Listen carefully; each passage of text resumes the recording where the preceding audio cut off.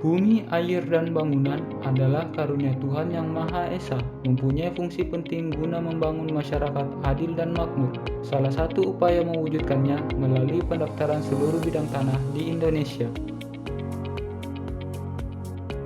Pendaftaran tanah yang populer disebut dengan sertifikasi tanah adalah kewajiban pemerintah untuk menjamin kepastian dan perlindungan hukum kepemilikan tanah masyarakat. Selain itu, sebagai modal peningkatan kesejahteraan hidup masyarakat.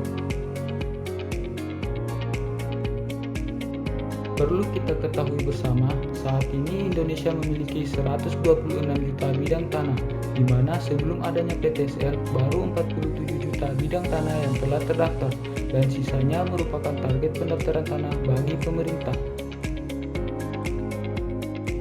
Target 79 juta bidang tanah dalam RPJM dilaksanakan sejak tahun 2017 dengan rincian target 5 juta, 7 juta, 9 juta, dan 10 juta setiap tahunnya hingga tahun 2025 dengan lokasi mencakup seluruh wilayah Indonesia.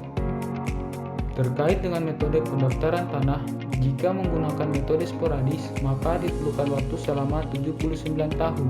Untuk itu, pemerintah memilih metode pendaftaran tanah sistematis lengkap sebagai solusi pendaftaran tanah yang lebih efektif dan efisien, sekaligus sebagai sarana peningkatan kualitas data pendaftaran tanah di Indonesia.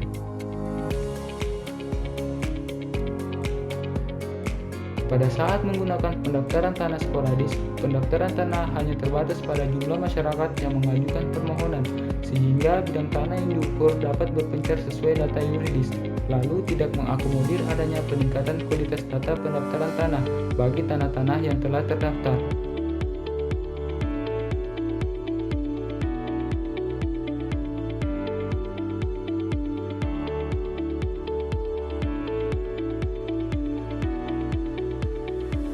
Pendaftaran tanah sistematis lengkap atau PTSL adalah pendaftaran tanah untuk pertama kali yang dilakukan secara serentak meliputi semua objek pendaftaran tanah yang belum didaftarkan dalam satu wilayah desa atau kelurahan atau nama lainnya yang setingkat dengan itu.